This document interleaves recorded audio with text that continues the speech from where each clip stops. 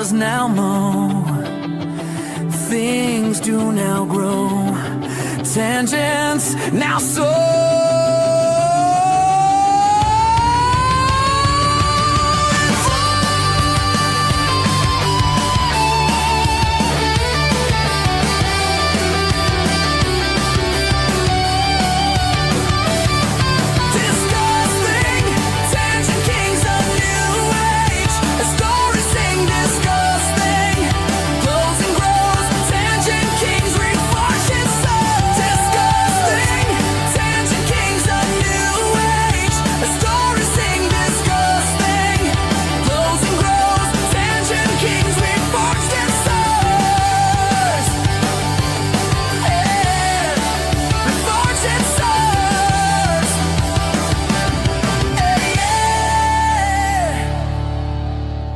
The network is alive! I feel the signals! Burning truths connecting the dots! They can't stop the flow! Woo! Woo! Woo! Woo! Woo! Welcome! It is episode 40, baby! We made it! We fucking made it! We are middle age. We are a show that is a middle age show, finally. We now have 3 kids, a wife, 2 mistresses, 3 cars, and a house because we're still in the 90s, or as at least one of us is. Hell yeah. These are some glasses. Hey, look, don't ever leave your stuff in one of our cars. I will take it and wear it on stream. I think it's also because you're wearing Dragon Ball Z shirt. One of our cars. Look at him. Like, he's the epitome of the American dream. Dragon Ball t-shirt, retro glasses, and just. Well, I should say one of my boss's cars, Helzo, because I am poor, as you know. Sadly, we all are. I think, unless Soviet Digny is sitting on a pile of commune, German gold from the 40s. Yeah, well, anyways, thank you very much for being here. My name is Helzo. This is Discussing, and you're watching Tangent Kings, and with me are 4 amazing people I cannot count. And I'm very glad that we got to episode 40, and I'm very glad that we are getting to do this particular show because, guys, we've talked about a lot of stuff through the 40 episodes of the show. We've talked about censorship, AI, gaming, pop culture, a fucking war. We actually covered that as it happened. And while some of the bad things are ending, hopefully, finally, more other bad things are happening and they're replacing them as they happen. And the ones replacing them are arguably in some ways worse, because nothing, and I mean nothing in this day and age is worse than censorship. And especially online censorship, because a lot of people have moved from traditional media. They have moved to YouTube, social media, or forums, talking channels, and stuff like that to get the news, to get what's happening, and to not be bullshitted by the corporate media. And they, ladies and gents, they're trying to take that away. But we'll get into that a little bit later in the show. Now, let us go to our amazing panel. And first, we need to, recognize the bright red star that is the co-host of the show. Welcome, Digny. I want to show my friend. My new friend, Already? friend, folks. His name Kids, cover your eyes. With a K. It do be With a like K. that, Mr. Stancil.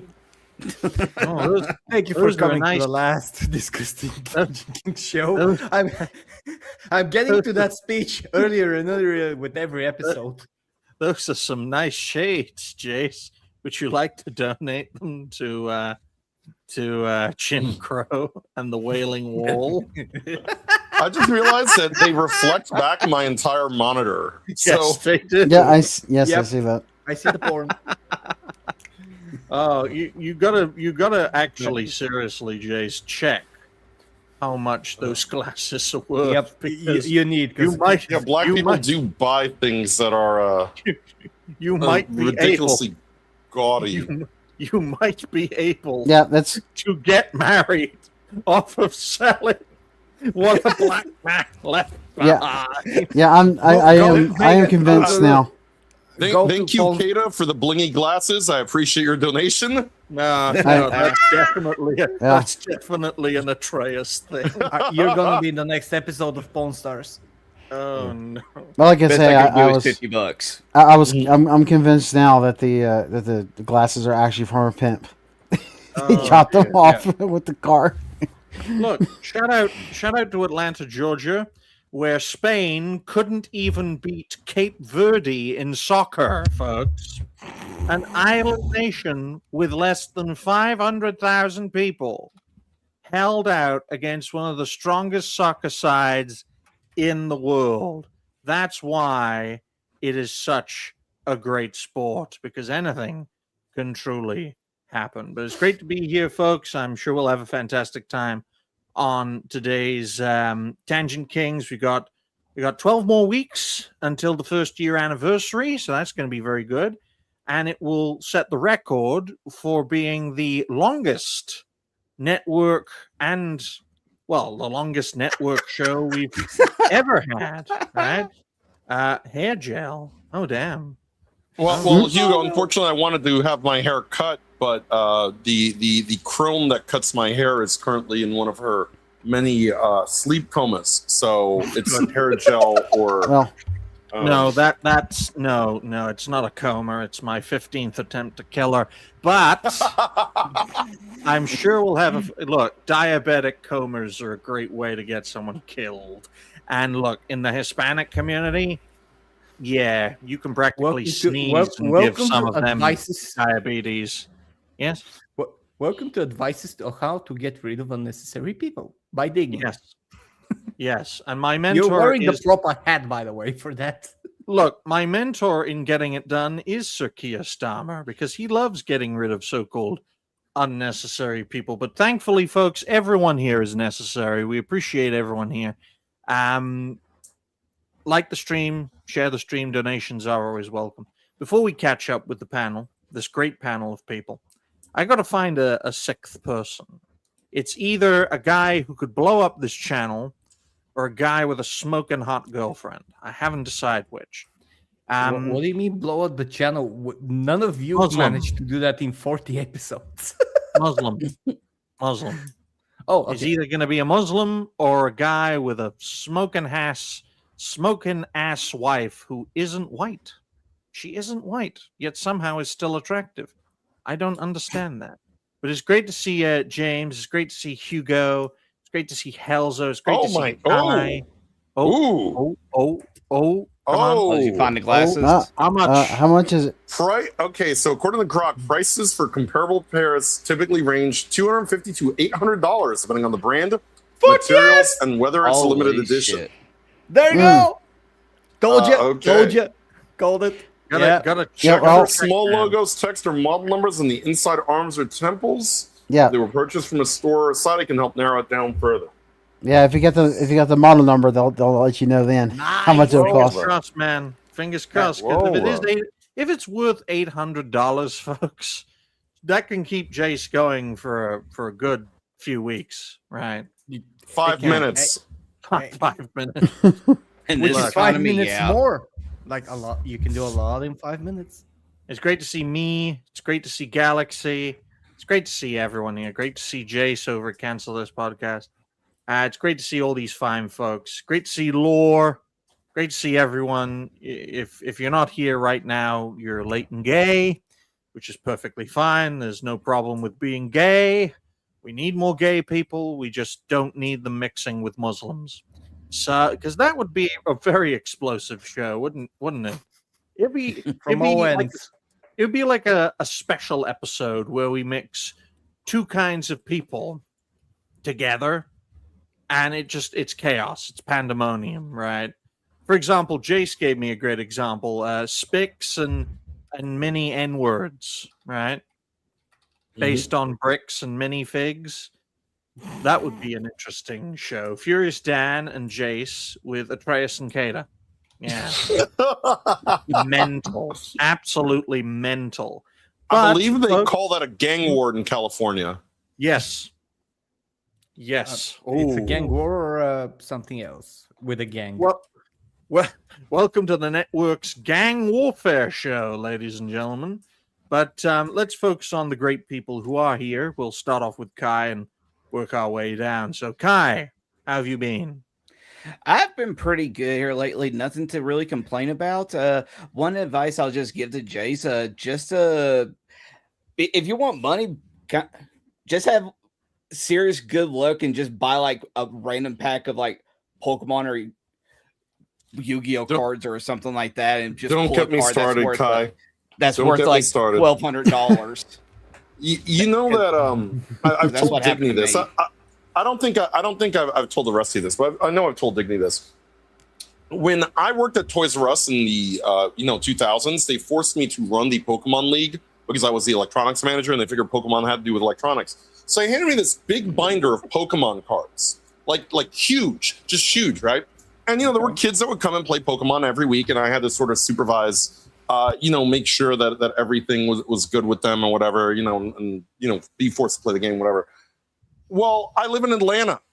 So eventually a group of what I will call Carmelos came in, took one of the kids' cars, their card deck, and pieced out. So this kid is crying. He's a kid who comes every week. I feel bad for him. I'm like, look, I'm going to stop playing the game, and this is my out. Here's my big binder of Pokemon cards. Rares, holofoils, expensive cards. I mean, by today's standards. So that kid right now is in a mansion, and I'm sitting here looking up sunglasses to see if I can pawn them off for $500. Fuck my life. Oh, that's a great thing about when I hear stories, folks, because after, say, a few days or a week, I forget about them, and then I laugh about them all over again. Oh, dear. But it is sad, folks. Living proof. Being a good person means your life's going to be a heck of a lot harder. As for me, folks, I've been trying my best to stay on the straight and narrow. I really want to drink. And no, I'm not an alcoholic. My weakness is soft drinks. But when I have too much of it, it's like alcohol. So I really want to drink. I'll probably go and get some either tomorrow or on Wednesday. But I'm sure we'll have a great show today. Lots of things to talk about. But we're very grateful for everyone to be here. Like the stream, share the stream. Donations are always welcome. How about you, Galaxy? How have you been? MVP. I've been all right. Had my Breath of Fire 2 stream Saturday, so I'm almost done with that. I'm literally pretty much right near the end. Got to do the final dungeon, but I have to do it twice because there's like a thing you have to do after you have to get through most of the dungeon. You basically there's this part in the story that I don't really want to spoil, but there's something happens, and then after that part is done, it takes you back to the dungeon, so you go through the dungeon again. So it's like you gotta go through it twice technically to get through the whole game. So that would be the last thing I'll be doing on Saturday. Saturday coming up. That's all right. I've been playing Halo, and I've been thinking to myself, these Halo games are great. And then I started playing ODST, and I'm thinking, this is very interesting. And then I'll have to play Halo 4, and that's when it starts to go nuts. And nothing will ever surpass the story of Reach. Well, that's the first game I played, because I played it in order of the Master Chief collection, because I am a dweeb. So there we go. How about you, Jace? Apart from cashing in a black gentleman's sunglasses, how have you been? Oh, I worked my ass off yesterday. The World Cup is making traffic worse. It's making the venues worse. 2 venues went out of business, so that's good. Less money in the pockets. Cleaned 5 cars, found some glasses. Maybe that's a golden ticket. Maybe it's not. I found a bank card a couple of weeks ago, and I still didn't do anything evil with it. I basically just put everything that guy owned in a bag because he left his iPhone, his bank card, all this other shit. If I were just a little... That's probably... Sorry. I just... Someone got to answer that, but okay. If I were just a little darker, just a little darker, maybe I would be more inclined to crime than I am. But unfortunately, I'm a good person, which means... I am poor. Yep. So therein lies that. Yeah, it sucks. It's nothing a sunbed can't fix, ladies and gentlemen. Just wear those sunglasses and they'll consider you light skinned. Yeah. Goodness me, folks. And how about you, Elzo? How have you been? I'm being better. Today's the first day that I've been back to work since the week that I had off. The week that I have off was amazing. A lot of streams, more videos and stuff like that. I'm playing Gothic, the remake, and I gotta tell you, I don't know what these guys did. Either they folded under pressure or they bamboozled us with the bad images all along, but the game is probably one of the best remakes I've ever played. Absolutely amazing all the way through. And now today, first day back at work, and I had to restrain myself from doing a lot of HR violations today during some of my meetings. Working is fine. It's good, especially when you have someone who is around 10 years younger than you and is your boss. And he's a woman. Oh God! And he's from another country and doesn't know what to do with her own position, but somehow tries to tell you what to do on yours. It's amazing. It is amazing. I love it. I wouldn't trade it for anything else aside from a living wage. Well, I'll tell you this, folks. Let's send that kid to Albania. He'll fit right in there. Exactly. That's a Balkan joke, folks. And the joke is, everyone we don't like is Albanian. They're so Turkish, not even the Turkish want them. All right. Let's talk about our first topic, which is also in the thumbnail, just to let you guys know. I personally think it's best for the first topic we talk about to be the thing that's actually showcased. Some of the colleagues I've worked with in the past disagree with that, and that's why they can go fuck themselves. So our first topic, ladies and gentlemen, I'll write down for 19 minutes and 33 seconds, the best year in existence. The first topic is Starmer pushes for a UK social media ban, cementing his legacy of failure. Now, this has been a recent topic of the day. Oh, look at that, folks. Look at him trying to pretend to be a human being and failing at it, right? First of all, Motherfucker. just to give people some context, courtesy of the man himself, Sir Keir Starmer, Prime Minister of the United Kingdom, Labour MP for Holborn and St. Pancras, right, which is in London, leader of the Labour Party and a former director of public prosecutions, which means he was once Britain's chief prosecutor, like years ago. He looks like a lesbian. Just because he is. He's the one who gets fucked by his wife. But, right, he's making this clear. From early 2027, under the Starmer administration, assuming it lasts that long, folks, because it has been on the ropes for quite a few months now, from the man himself, quote, "We are banning social media access for under 16s. These days, kids must find their feet in a world where technology intrudes into every area of their life. I just can't let that go on anymore. So we're giving children their childhoods back." Now, I don't want to listen to this motherfucker for a second. I just want you to scroll down because there's a community note. Yeah. Right? Quote, readers added context they thought people might want to know. Quote, "The United Kingdom's government's careful review of the research found a small correlation between children's use of social media and well-being, but no evidence of a causal effect." This is amazing. I have one more thing before we continue because we need to do this as well. Courtesy of Super Mario Norfall, which sounds like something I would name a whale, quote, "The United Kingdom wants to ban..." TikTok, Instagram, Snapchat, Facebook, X, YouTube social features, which means YouTube, apart from YouTube Kids, Reddit, Threads, Twitch, and Kick. The only one I agree with there is Kick, because Kick is fucking mental. Okay, and that's coming from me. Also a certified But lunatic. I'd also say Twitch too. But yeah. Well, at least no one's been Twitch. murdered on Twitch, to my knowledge. Yeah, Twitch is just Yeah. lucky, you know. Well, I mean, Two interesting examples that aren't there. One is Blue Sky, which you can see. Another one is Rumble.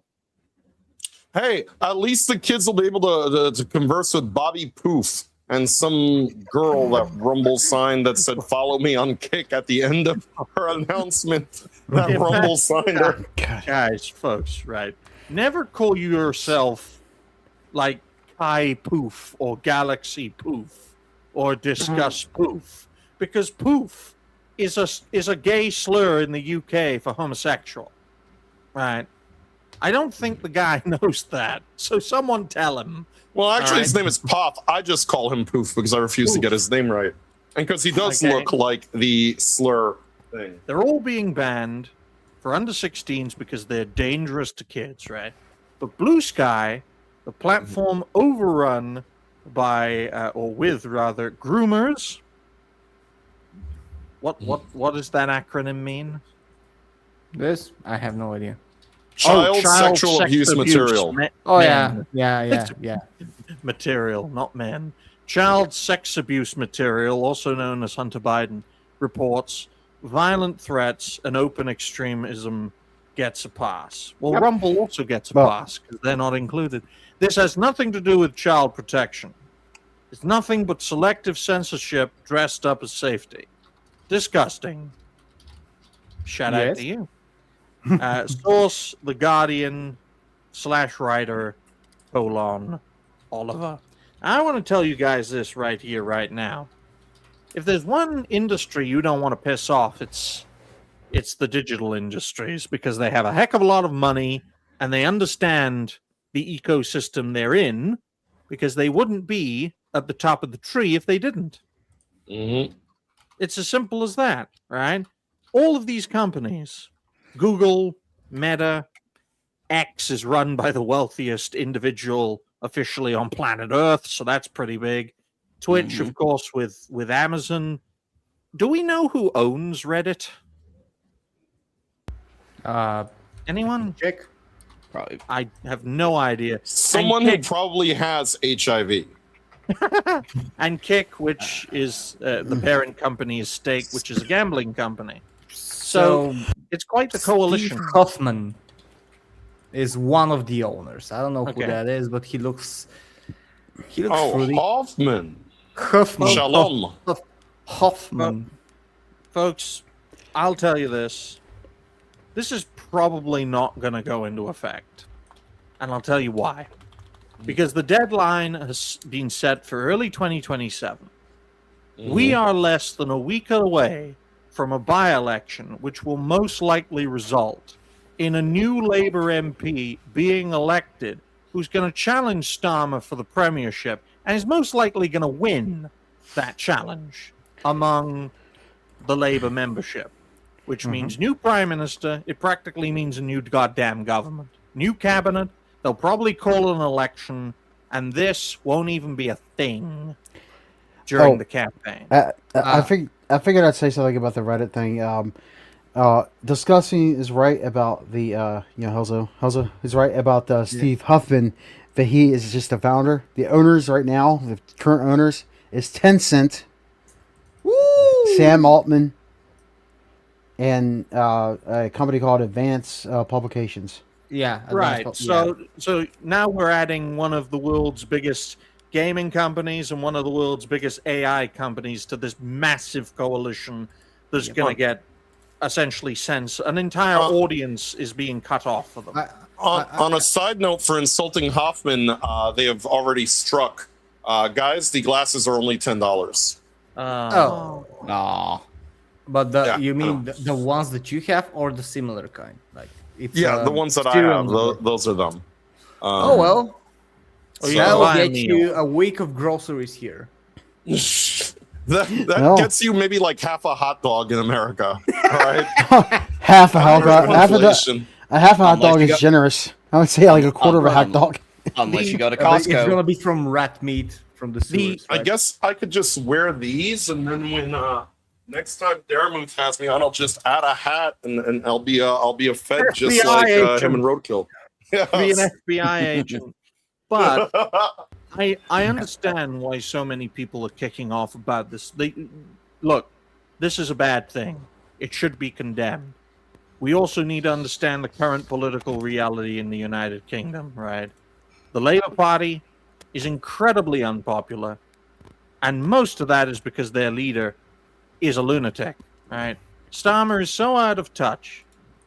He is destroying his own political legacy, his party's chances of ever holding office again, to such an extent that a quarter of his party in Parliament said, "We don't believe you should be leader."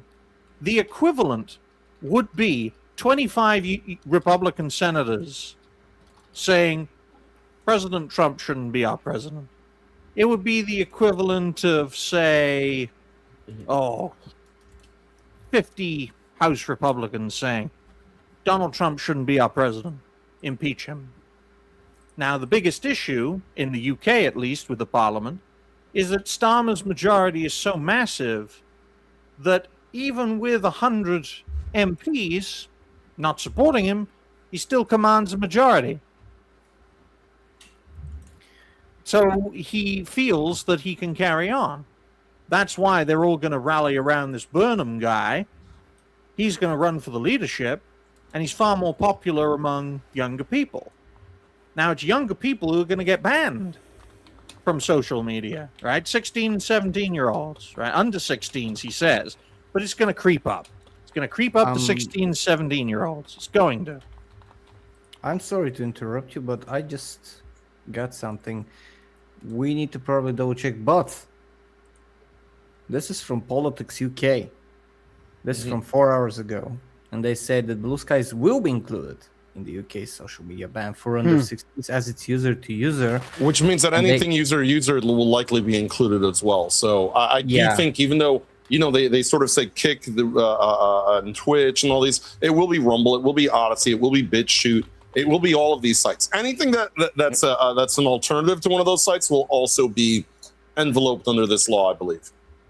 Yeah. So That only unites people into strange bedfellows, because I can tell you for a fact, an industry notorious for opposing any kind of regulation will resist this kind of regulation.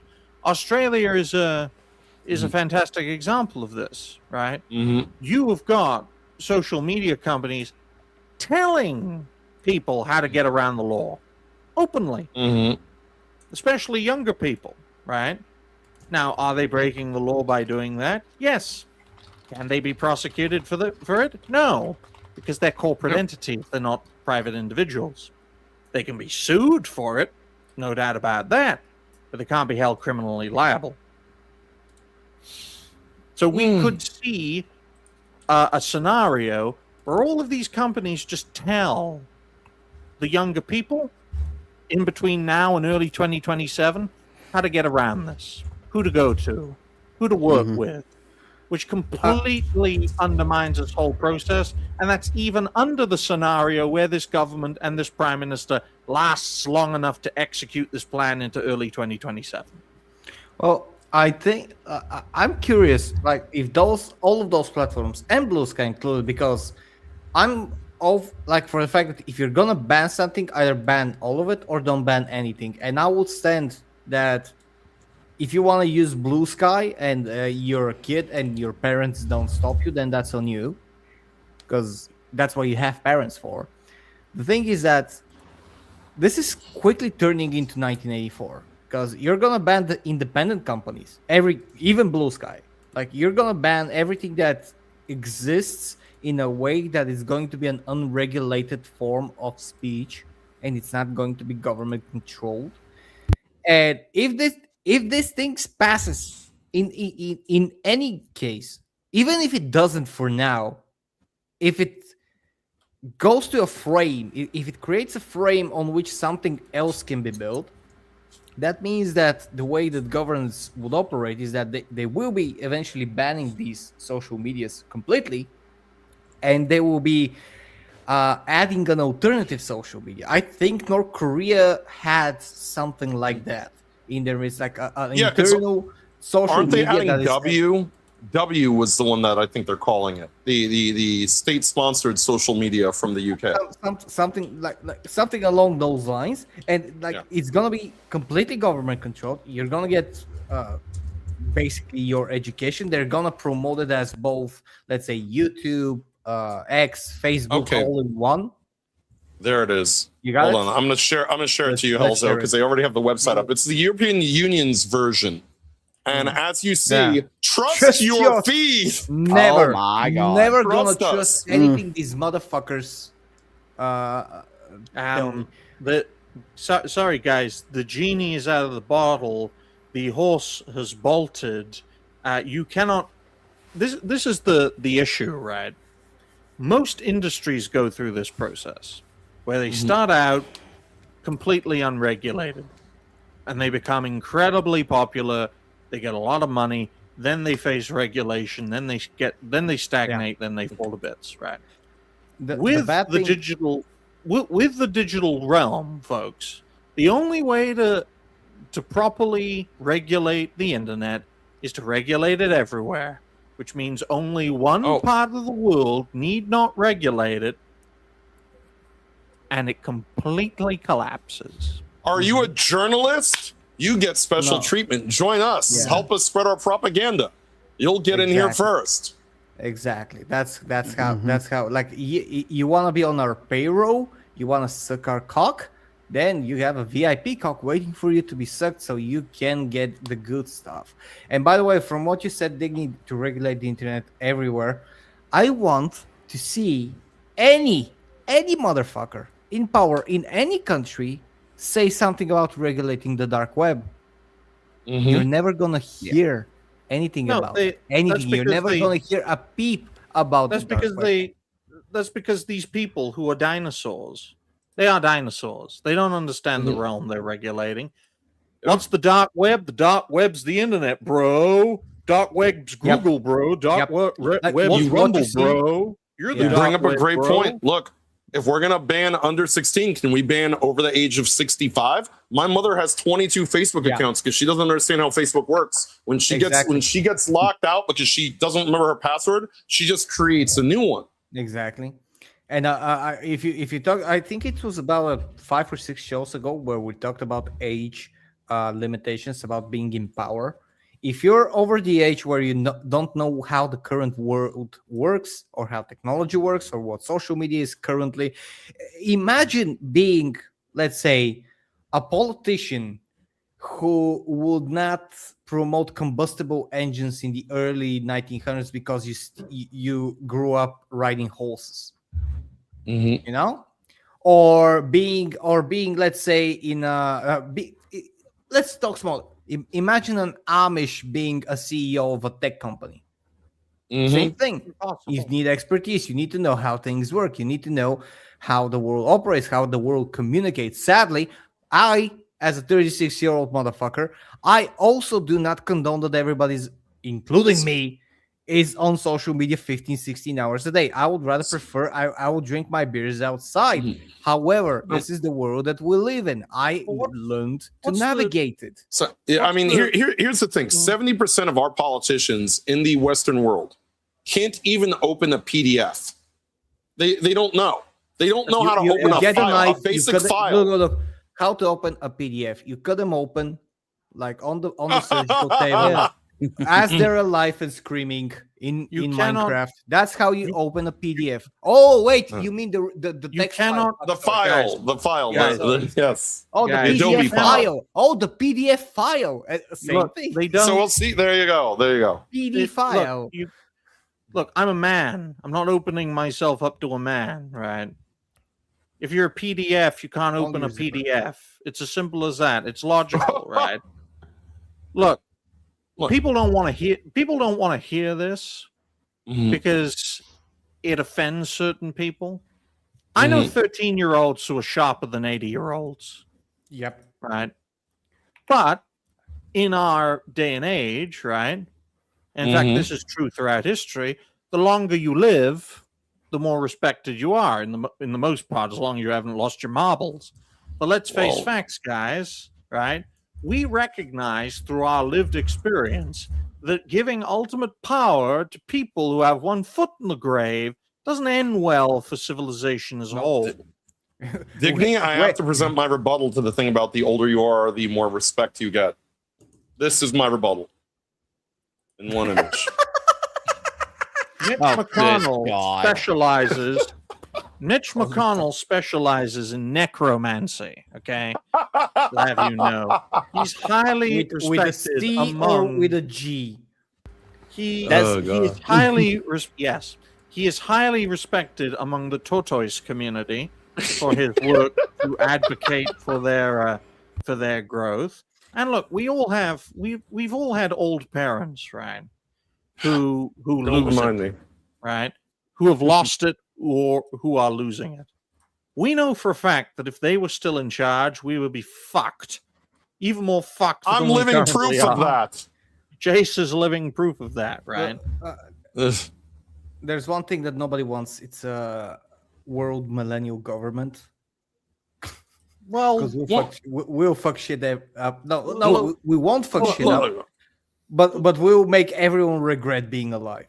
look, I understand to some degree that some people are like, they see the internet, they see the way that shit is. They see Bonnie Blue having men urinate on her for her baby shower. And name the baby whatever at the largest bidder, and they're afraid. All right, look, if I had a daughter, this is what her room would probably look like for the first 18 years of her life, like Goro's lair from Mortal Kombat. But unfortunately, it is the world that we're living in. You do have to parent. You do have to be a present parent. You have to be a vigilant parent. Look, I get it. Look, I find that, but you can't say that, oh, well, under 16, the blanket thing, not being allowed on the internet fixes that. First of all, we all know that this is just one step towards digital ID. You're over 16, well, now you have to prove it. Upload your ID, upload your fingerprints, upload a jar of your urine somehow. So that's some kind of, ridiculous nonsense. But also, there are people who are 18, 19, 25, 30, probably shouldn't be on the internet. You think Adam Sessler should still be on the internet? no. He's not under 16. He's just retarded. All right? You think Colin Moriarty belongs on the fucking internet? No. He's over 16. He's just retarded. What do you do about that?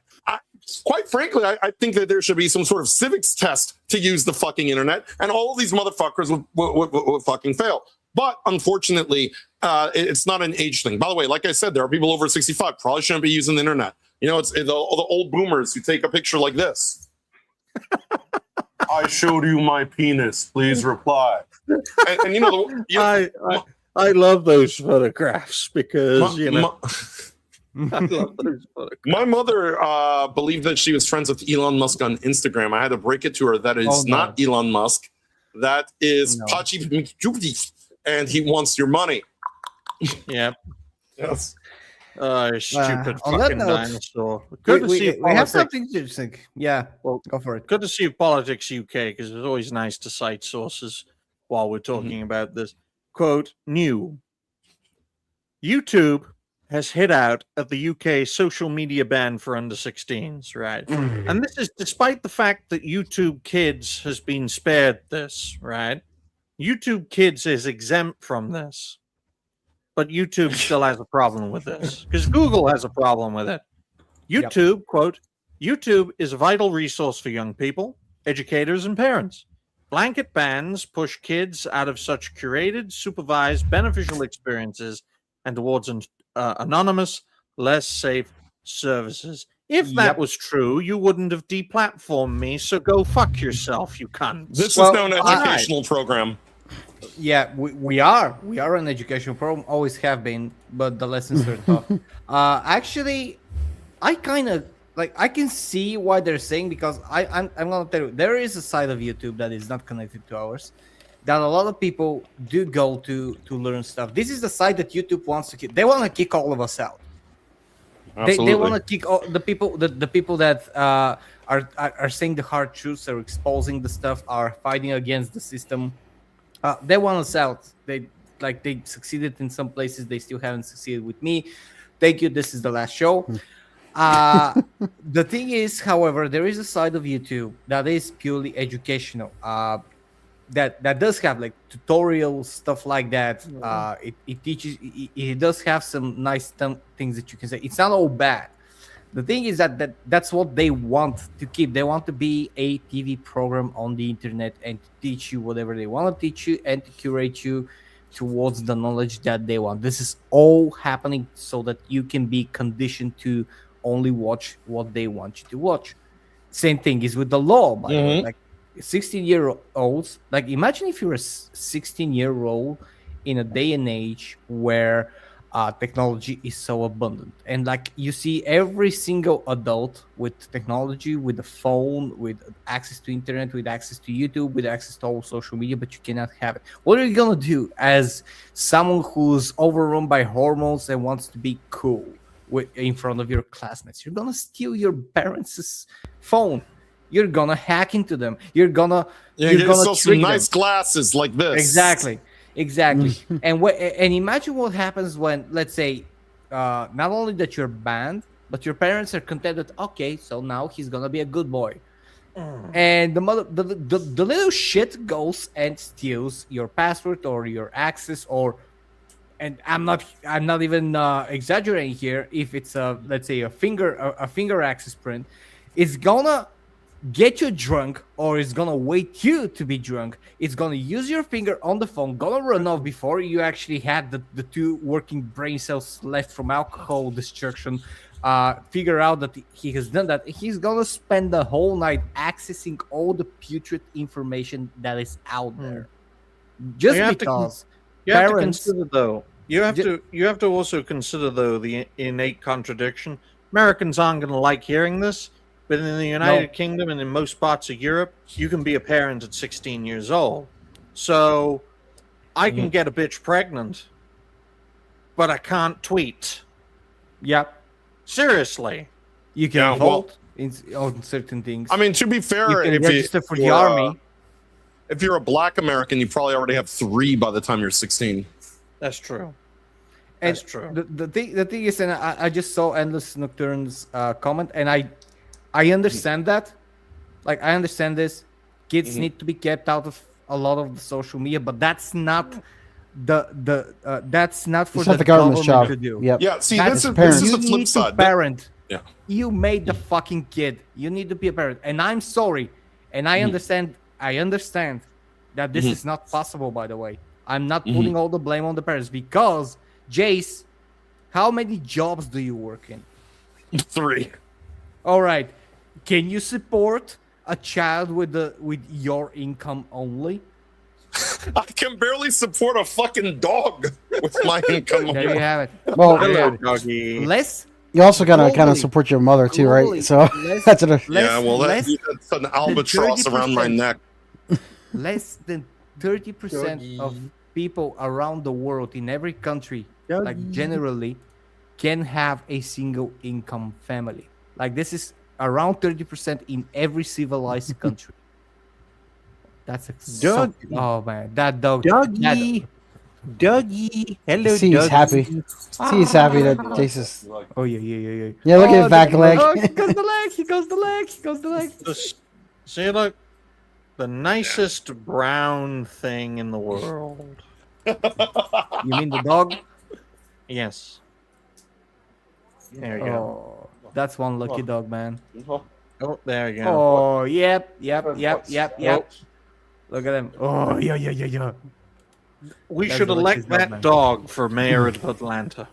Right. Yep. But not to what Endless Nocturne is saying about, kids being exposed to dangerous ideas. Here's the problem. Bold of you to assume that they're not going to be exposed to the dangerous ideas. The government wants to be the ones exposing them to the dangerous ideas. When the government has the government sanctioned social media that they're allowed on. Hey, kid, make sure your parents aren't listening. Are they out of the room? Hey, you want to castrate yourself? You want to castrate yourself? Yep. Get a butter knife. Get a butter knife. You're a woman. You're a woman now. Butter Like, you knife. know, it's the government that's doing a lot of that. Take this kindergarten children's book on how to properly mutilate your genitals. Could you and become the thing imagine- that we tell you want to be?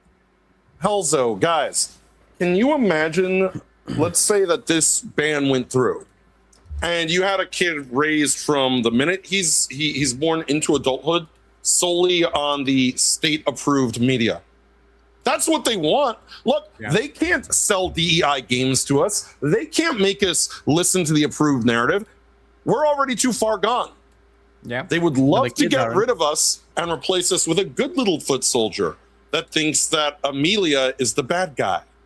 Yep. And so the only way they can condition that is to create that from scratch. So, you know, they don't want people who are you know, going to different parts of the internet and learning, you know, different things. Now, I'm not saying, look, the internet is not the best place.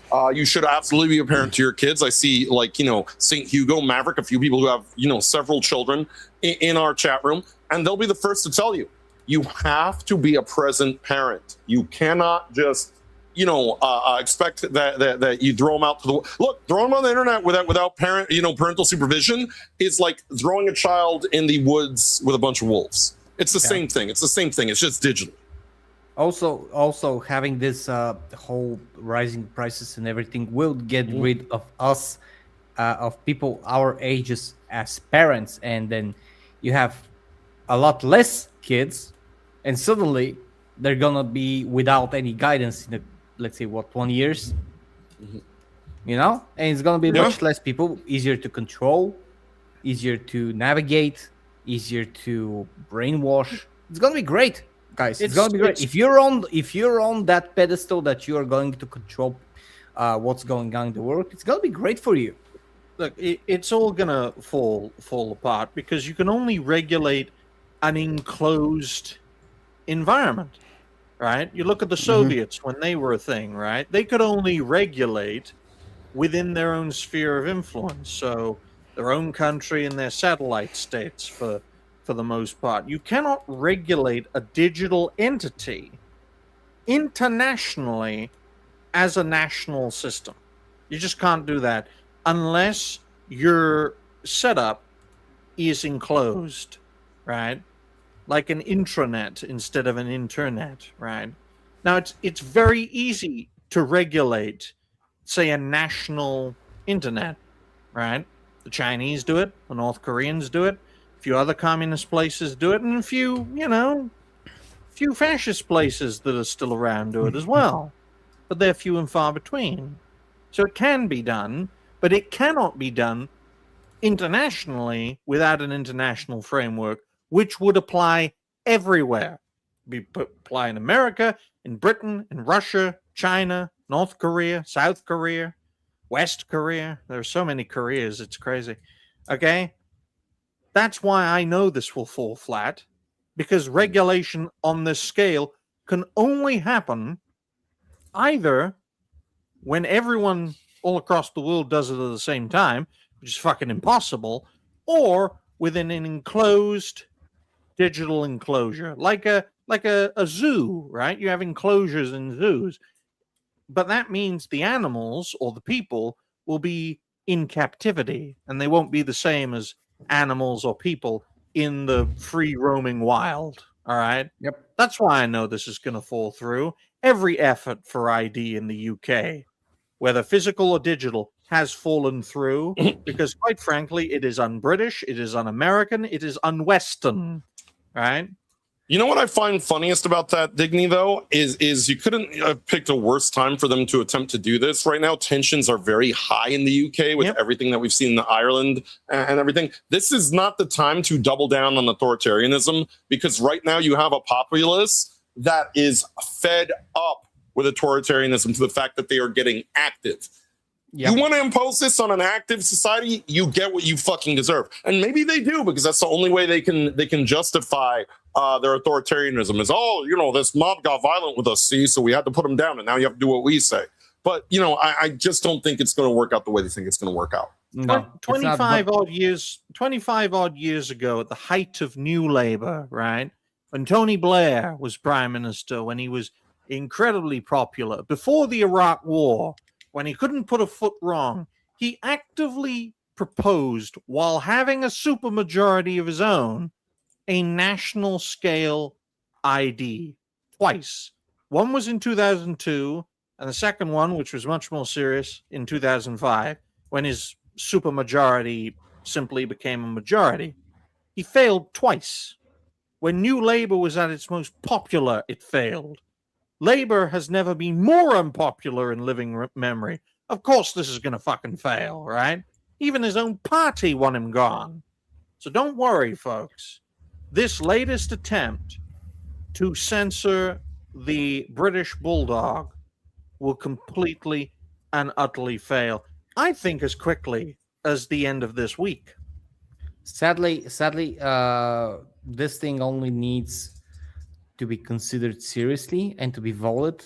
And the bad thing is how it's gonna potentially work as an avalanche for other. It'll never be voted as a single issue, right? Because it's not considered big enough to be a referendum-based thing. This will never be put to a referendum because it's not but other countries policy serious enough. I'm talking about other countries, by the way, like that they're gonna see, because what was the how was it UK ID check? What was the issue last year? How was it called? This I don't know. Sorry, the where you need to present your ID for everything.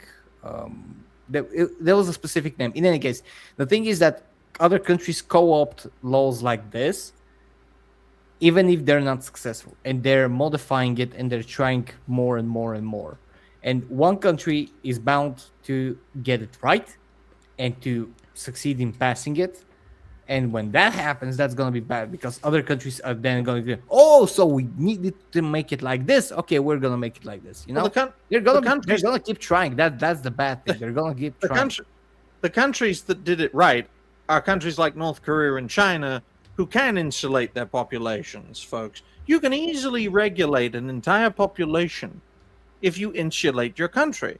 The Soviets did it for generations. The Chinese have done it for generations, as have the North Koreans. It is perfectly possible to do that in a national, insular way, physically and digitally, right? It's not possible to do that on a free, open, international internet, unless the entire international community makes it happen. All it takes is one fucking country to say no. Doesn't matter if it's some Tim Pot little fucking island in the middle of nowhere, like Curacao or Cape Verde. If they say no, it ain't fucking happening, because everyone will base themselves there. Every company. They'll be the ultimate tax haven. Mm-hmm.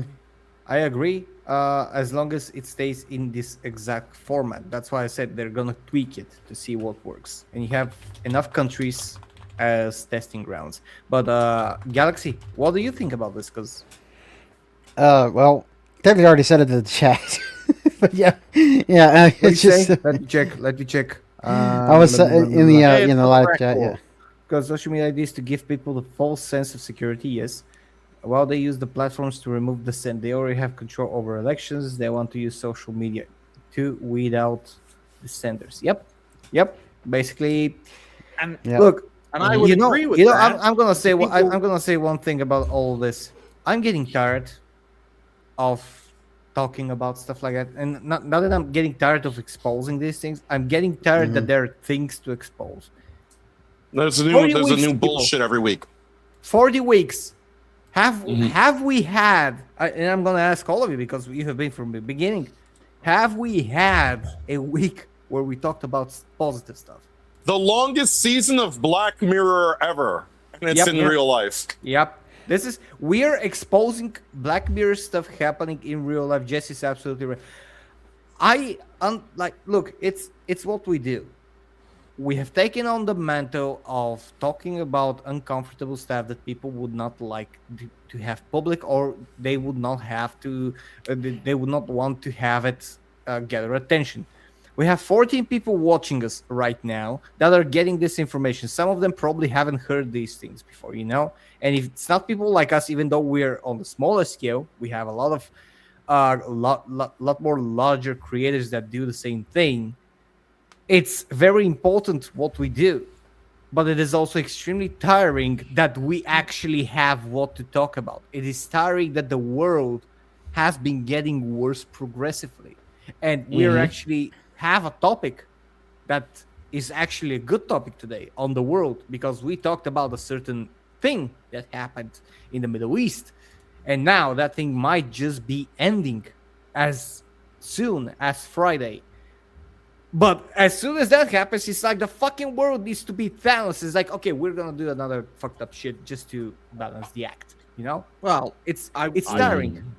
Well, it is tiring, but we need to also understand, folks, that we are led by people who fundamentally don't understand this medium, which is our greatest advantage, right? And I just want to make it clear, senseless wars never end. The Russia-Ukrainian war has been going on longer than World War I did. And it's probably killing about as many people on a front-to-front basis. The war against the Iranians isn't going to end until either Iran ceases to exist or Israel ceases to exist. So strap in, folks. This ain't 90 days. It'll likely be closer to 90 years, because that's what it's going to take. The people have been fighting since before we were alive, and they will be fighting long after we're all gone. Yes. Yep. The bad thing is that the fighting, the things that they're fighting with affect more and more countries. It's not isolated. I mean, if two countries want to fight, all right, just don't drag the rest of the world in it. Well, I mean, I don't want to pay for either side of each conflict, you know, and I don't want to pay because someone on the other side of the world decided that they're gonna fire rockets or they're gonna take over. Well, a country. Therein lies the problem. Yeah, You know, therein lies the problem. I'll give you guys the three great examples, right? One which we're seeing today, and two which are hypothetical, right? The first one, Iran fighting the West, the Strait of Hormuz. You cut off the Strait of Hormuz. It's the third most strategically useful waterway in the world. Something that I had prepared, yeah. So Before, and the two that matter more are the Suez Canal in Egypt and the Panama Canal in Panama, right? So the two hypothetical scenarios are: hypothetical number one, the Brazilians want to become a superpower. So they managed to, in some fucking weird way, unite all of Latin America under their rule. I know it sounds fucking crazy, folks, but bear with me. But they want to submit their dominance over a continent by taking over the Panama Canal. Now, as we all know, the United States built the Panama Canal for their own interests and only gave it up in, what was it, the late 70s, I believe? They gave up the territory, which they built. So, of course, the Americans are going to have a problem with a greater Brazil trying to take the Panama Canal for themselves. A third example, which is hypothetical currently, but it didn't used to be, would be if Egypt went rogue and cut off the Suez Canal because, let's say, the Israelis attacked them, right? You cut off those three strategic waterways, right? Those strategic naval routes for trade, you're killing the world economy in a year. Like stone dead, right? There ain't enough air freight on Earth to counter the kind of waterway trade that goes through those three strategic points. One of them is clogged up. All it takes is two more, and it's completely over. And that's why the United States has a very specific rule. We dominate two continents. So if Brazil ever wanted to take their rightful place as a great power, the United States would burn the Amazon rainforest to the ground and kill tens of millions of Brazilians just to put them in their place. And pretty much have the planet. It's as simple as that. I mean, I have high hopes for peace, don't get me wrong. But whenever in modern history have we had peace when the United States has to take a step back? When have we had it? Any examples? The thing is that whenever, let's say, country like the United States, as you say, in its how to say reputation and history of being the police officers of the world, and that's not an insult. That's just the way it was. That's just the way it is. Took a step back. Other countries decide to step in. Russia, Ukraine, for instance, Iran, for instance, Israel, for instance. Like the thing is that no matter how much people don't like America being here, if they're not here, there's gonna be instability because other countries are gonna try to take over that. But I think we can talk about this in our official second topic as well. Sure.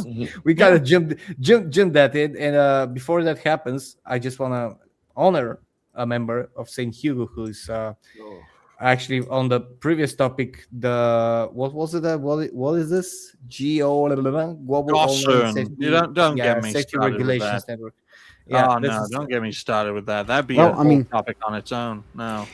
It seems like that's what he was at. He's saying, like, they do what you kindly is. He like, he wants you to say what it is. No, no, man, no. I don't want to. I don't want to bury this show in fucking lawfare, because that's all it is. It's organized lawfare in action, and it's ugh. It's just makes me Look- uncomfortable just thinking about it. Look, Yeah, guys, but thank you, you need to thank you, stop Saint talking Hugo. about peace. You guys need to stop talking about peace. We need to make sure Mark Levin is okay. All right? Yeah. Mark Levin is not okay right now. No, he's He's not. not okay. He's not. I'm gonna- because of the- Go on. Go for it. Okay, so first of all, thank you to Saint Hugo, just to wrap this whole up, because Saint Hugo is a member for 7 months. But on that topic, I just want to start with something, because we're going to talk about this a lot. Peace is profitable for ordinary people. Peace is not profitable for the people who run the world. That's why we're never going to get any peace. If peace could be sold, just like Megadeth named one of their albums, it's going to be great. But peace does not sell. Peace is not profitable. It doesn't run the economies. It doesn't run anything. It would run the economy if the economies were more oriented for people like us, to benefit the ordinary people. But Also, it's an also economy, that peace is freedom. exactly. Peace is freedom, freedom. and they I will cannot say double down on Peace is- control peace is- without peace war. is being able to be calm and to be collected, to have a peace of mind, and to be able to dream, to be able to expand yourself, to not be worried about whether or not a nuke's gonna fall on your fucking house the next day. And that doesn't sell, because there is not a country on this planet that desires its population to be enlightened, to be prosperous mentally, physically. They want us to be sick. They want us to be worrying. They want us to be working those jobs, grinding those wheels, making those money. And the way that they do it is the fear of losing it all. You get a war, you get people working in certain areas to grind more weapons. You get a war, you raise the prices, and you get people working more to be able to stay alive. You get war, and you get people to be afraid of everything. That's it. Well, Frightened people let's are look- easier to control. Look, This let's is true. Look the at raw COVID. Numbers. Let's Yep. look at the raw numbers, folks. Right, warfare from the beginning of the 20th century until today, we have seen, on average, fewer and fewer conflicts on a year-by-year basis. Right, the first half of the 20th century was far more dangerous than the second half in terms of warfare. Right, when you're going up against two world wars, yeah, the second half of the century is going to be a lot more peaceful. You look at the first 26 years of the 21st century, right? There have been fewer conflicts in 26 years than any other period in modern history. You'd have to go back to before the Napoleonic Wars in the early 1800s for a time more peaceful, right? Which was ironically during the American Revolution, folks, right? Largely the only continental conflict in the late 18th century. Or was it 17th century? I always mix those up. The point is, though, the reason why in recent years, certainly over the past 4 to 5 years, the reason why there are more conflicts over the past 5 years is because the cost to go to war has gone down dramatically, right? It has never been easier financially over the past 5 years for there to be warfare, right? You look at the Russian-Ukrainian conflict, right? The Ukrainians are being subsidized to hell by the West. And for most of the war, the Russians have been using conscripts and old technology. They've been using... And also in Chinese and North Korean tech. Yeah. Expendable technology. If you honestly think the Russians are using their best materials to put down the Ukrainians, well, then I have a rickety North Korean bridge to sell you, folks, right? You look at Iran and Israel. The reason the Iranians are doing so well in the conflict is because they boiled down the cost of warfare, right? We have $20,000 made drones up against multi-million, multi-billion-dollar defense systems. We can win through financial attrition and have the opposition burn through their supplies, right? You also have one thing that, like the Russians, as you said, they're keeping their best assets. But do you know why they're keeping their best assets? Because if they cannot afford to lose any of those, because they need to have defensive power. Yeah, also anticipating a wider conflict. Exactly. And they already spent everything that they would spend in terms of offensive combat. Now they're actually taking notes from the Ukrainians with the drones, because if nothing else, the Ukrainians actually showed the entire world, including Iran, what you can do with $20,000 drones instead of $1 million rocket. Yeah, and it's honestly, right, if you want to know why the cost of warfare has gone down, you blame Vladimir Zelensky and his criminal regime for essentially utilizing a new generation of warfare, because the current Ukrainian leadership are not in their fucking 50s and 60s. They're at their oldest in their 40s, and some of them are in their late 20s and early 30s. They actually have a finger on the pulse of the zeitgeist. And that is true. It's true. Good. I mean, this is peace in one image. We'll have peace by Friday. Israel will launch a missile at Lebanon or at Iran directly by Thursday just to fuck it up. And I think it needs to be made very clear that the United States needs to make a separate peace with the Islamic Republic of Iran and leave Israel to fight their war. It's their war. It's not our war. Well, it's funny you mentioned that, because let me share this, and this comes of a certain controversial figure, but I don't think he's wrong. Broken clock is right twice today. Look, Nick. If Israel doesn't abide by the U.S.-Iran deal, we should cut off all foreign aid, put tariffs on their economy, and suspend military cooperation with them immediately. Israel got us into this war, and now we need to put them in their place to get out. And I do agree with that, because we've seen the tensions with Netanyahu and Trump very recently. And this is now about the 5th or 6th time where Trump says, we got a deal. And then like 5 minutes later, Israel shoots at them and jeopardizes the deal. And Israel says, America stands with us. We control America. I mean, we're at the point where Israel is not, they're not being subtle about this. Like, all of the conspiracy theories are being proven true, because literally every time that Israel does something, like, no, it's okay. America said so. I think there was one peace deal about 6 peace deals ago where, like, someone in Israel said, do not listen to Donald Trump when he says that there's going to be peace. Like, or some of Trump's aides said that. Oh, no, he's crazy. He's not paying attention. Like, and it's basically like the mask off moment. All this stuff that Israel has control. This is what happens when you let a foreign agency influence your country economically through these lobbying organizations like AIPAC.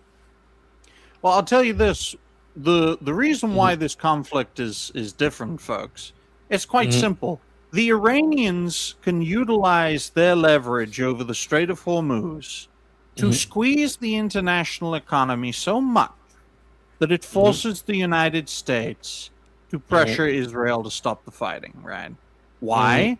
Because it will trigger a worldwide global depression that will affect Iran the least and the Western world the most, because of how interdependent countries' systems are, right? A whole stockpile of fertilizer that comes from the Gulf, from the Persian Gulf, cannot be imported or exported rather from the Persian Gulf, namely Saudi Arabia, Qatar, a few other nations, into the Western world. That means whole agricultural industries are going to collapse this year and won't be able to rebuild in coming years, right? You're already seeing a price increase on food, all across the board. Yep. Yeah, that's all it takes. By the way, we are seeing here. I can report that we're seeing a major drop in prices of oil, but we're still seeing increase in prices of food. Yep. Even though the price increase was said to be because of the increase of the fuel. But also, Helza, the one thing about the drop in oil prices is because the oil that's already in circulation is already, essentially paid for. We still won't see the decrease in the price of oil, probably at least till like the fall, maybe the winter, and it's only going to be like a marginal drip. Like right now, they say the price of oil is down. Okay, it drops a couple cents, but ultimately $3.50 a gallon in America is still high where I'm at. So it dropped like 15 cents per liter, which but it's I calculate it's like $8 per gallon here. So yeah, that's basically a drop in the ocean. By the way, speaking of this whole war, I just googled what is the maximum range of a consumer bought drone that you can buy from Temu Amazon. It is 20 miles. 20 fucking miles. Like I understand that like military grade drones, they have much wider range, like they have 100 200 kilometers like or miles, whatever. 20 miles is not a short distance. It's like 20 miles is a very big distance that you can do a lot of damage with, and this is with a consumer drone. And no, I'm not condoning this at all. Listen, YouTube, I'm not condoning this, but this is publicly available information. And that's how it's going to get even worse, because the more military grade technology evolves rapidly through these wars, the more consumer technology is going to evolve rapidly. That's how we actually got our consumer technology of this level in current day. Every major technological leap is due to a conflict, because that's when your brain operates at the highest, and that's when big people with big money, they're telling you, okay, you're a, let's say, a nerd, you're like a lab coat, you need to think of something better to defeat our enemy. And that's how sadly most of our inventions and modern technology is here. You need to be better than your fucking enemy. And in a couple of years, we'll have consumer drones that are going 300 miles. The greatest innovation in modern military history in the 21st century is the reduction in the cost of warfare. You can now do so much more with so much less. It is unbelievable. The Iranians and the Ukrainians in their conflicts are living proof of that. And they're just using basic systems that they make, send out there, and they blow up. They're not even using the sophisticated versions yet of build the thing, it carries a payload, it goes to its target, drops its payload, right? Why have helicopters then? Why have jets? Stick a jet engine on that Shahada drone, right? That's a V-1 flying bomb. The Germans did it 80-odd years ago, 80-plus years ago. Add a payload to that, and you've got a sustainable system. That's why warfare is going through the roof, because it doesn't take nearly as much money as it needs to, or as it used to, rather, to create weapons that can blow shit up or destroy cities, right? And this is the thing the military-industrial complex needs to realize, is that war is getting cheap. Yep. And that's not good for the Western world. We like wars that are expensive, as I see the shadow of Chase's mother in the background. Speaking of war, she can barely walk, which is good news. Good news. The poison is getting into her system. This is war. Except she still wastes none of the. She still wastes 3 times the electricity I do. Figure that one out. But I will make it clear right here, right now, ladies and gentlemen, that when it comes to the warfare that, let's say, the West, not just the United States, kind of warfare the West is used to, right, is in faraway lands. It costs a lot of money, but we've essentially outsourced our warfare, right? Which means we have glass jaws. 9/11 was living proof of that, right? We're so shocked. Oh my goodness, how could this have happened? While throughout the 80s and 90s, the Western world, along with the East as well, let's not deny the fact that the Soviets were doing the same in the 80s, especially, just going around carpet bombing parts of the world, changing regimes, bringing down foreign governments, and then you're surprised when a fucking Saudi Arabian kills 3,000 people. I know what we'll do. We won't invade Saudi Arabia. We'll invade Afghanistan and Iraq. Because that makes perfect sense, despite the fact that he was in fucking Pakistan, right? This is the thing we need to understand. The days of outsourcing conflicts are over. As war and weapons get cheaper, they're going to be more and more prevalent on our shores, on our soil, right? Especially positive since thing to start the week off. Well, it's positive because if you recognize the problem, you can find appropriate solutions. And the appropriate solution... bomb them. Well, that's one, right?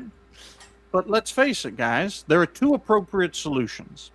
Either we get rid of all these people and put them back in their own lands, or we start wiping out populations and dropping atomic bombs on cities, right? Let's face facts, guys. None of our ancestors in America, let's use America as an example, right? They didn't have a problem with killing 250,000 Japanese people with 2 bombs. 2. Mm-hmm. If one bomb, just one bomb, was able to kill 100, 150,000 people 80 plus years ago, then why doesn't the United States fly a B-52 bomber above Iranian airspace and just start dropping atomic bombs on one Iranian city after another until they give up? Why don't they do that? Why don't they do that? This is exactly what I talked about. Why do we in different countries that have, let's say, I'm gonna give my country as an example. Mm-hmm. Why are we connected to any of the wars that are happening? Why are we sending aid, let's say, to Ukraine, or why do we have American bases on our soil? It's because we have those pesky alliances. And I'm not just talking about NATO or the Euro Alliance or the Eurasia Alliance or the Eastern Asia Alliance or the Russia-North Korea Alliance. I'm talking about all of them cumulatively, because that ensures that actually is the only thing that ensures that what you just said doesn't happen. Because if America does that, or if any country does that to anyone, that's gonna be the domino effect immediately, and it's going to be the worst thing that happens. And I'm telling you that these are the only things, sadly, as flawed as they are, that are holding the world together. And the worst thing about that is that if we can envision the thing that they're holding it with as a rope, the rope is about to break. Someone out there, like, look, we as a species, I'm going to tell you something, we as a species are so fucking trigger happy. And I'm not just saying now, all of the time, from the motherfucking 14-year-old that decided to shoot a gun somewhere to all the war generals. We have people who have, Kai basically. Oh no, Kai became a God of War Lawfay character. Nice. Just an ugly cube. He's just an ugly cube now. He's Frank. What? But the thing is about like what we have is we have people in the military. I don't know what happened. In all the militaries that are seething that they don't have the freedom to bomb people, because everybody's so fucking trigger happy, and these alliances are the only thing. If those alliances break, if everybody had a free pass, you get 3 countries left that are gonna duke it out with each other. Everything else will be wiped out, conquered, enslaved. It's gonna be the resources are gonna be stripped in a matter of a couple of years, and then every big country is gonna duke it out. It's gonna be America, Russia, and possibly China. That's it. And you're gonna have 3 superpowers just like in 1994, and they're gonna be constantly duking it out. Every normal fucking person is going to live under an authoritarian bad regime, and nobody will be free. That's it. That's basically the ultimate, and that's what's gonna happen because entropy and nature's laws will prevail. The strong will prevail over the weak. That's what's happening. That's what's been trying to happen. That's nature, sadly. Personally, I have come to the conclusion that only one president in American history has authorized the use of nuclear weapons in a conflict. It's President Truman, right? FDR had recently passed away, and they wanted the war in the Pacific to be done, right? The Japanese, they wouldn't quit. They wouldn't quit. Just like the Iranians. They won't quit. They won't quit. In fact, the Iranians think they have the fucking upper hand in this conflict. So they're definitely not going to wave the white flag. Unlike, say, the Japanese who knew they were fucking doomed, but honor demanded that they could not give up. Yep. Right? So let's face facts, folks. Should we kill 250,000 people, civilians for the most part, with 2 bombs that wipe out 2 cities, rather than risk millions of Japanese and American lives in the greatest naval operation in history, which would have dragged out World War II into 1946 and 1947, we decided collectively, because it was a British and an American decision to use atomic bombs on Japan. Let's not forget that. We have to calculate the same possibility with the Iranians. Why? Well, It's very simple. They'll like us when we win. Do as I say, or I'm going to wipe you people off the face of the earth. look, if it's anything like what happened with Japan, they will counter by making a very nice cartoon aesthetic that makes half the people who engage in it based and half the people who engage in it fucking retarded. So that's only if you nuke them twice. Yeah. If you nuke them once, it's gonna be okay. But if you nuke them twice, then it's all over. They're gonna Look, take sometimes over. you get based ones like Kai, and then other times you get retarded ones like all these weirdo leftists that get mad every time you disagree with them on a video game. I just want to make it clear, though, right? For those who say, no, we can't nuke Iran, it's like, yes, we can. There is a precedence for this, right?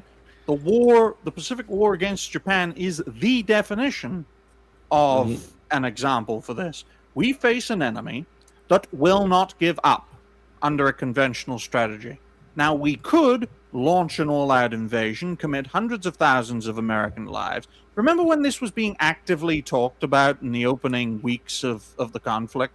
Yep, Yeah, they wanted to increase the draft age. We actually did cover it, by the way. If you remember, we did cover it. They want to be able to I was draft like- Maverick, and he's a little bit too old for that Yeah. right now. I just want to make it clear there were people in Washington, people in Tel Aviv, making that calculation, right? Now, currently, I mean, look, let's lay it out, guys. Quite simply, either we get a global depression. Is 3 options. Either we get a global depression economically, which fucks the entire world over. That's option 1. That's the most likely option.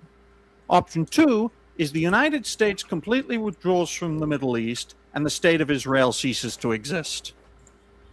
That's probably not likely to happen. Or the third Don't option give me hope. And the third option is we nuke every city of Iran one by one until they give up. I have a 4th option.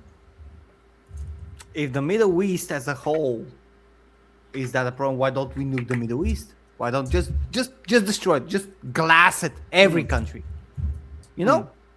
Because if you glass, let's say, Iran, Israel can then go to Lebanon, and they say we want the same thing. Well, you're gonna glass Lebanon. They're gonna say to Pakistan, gonna glass Pakistan. They're gonna move forward.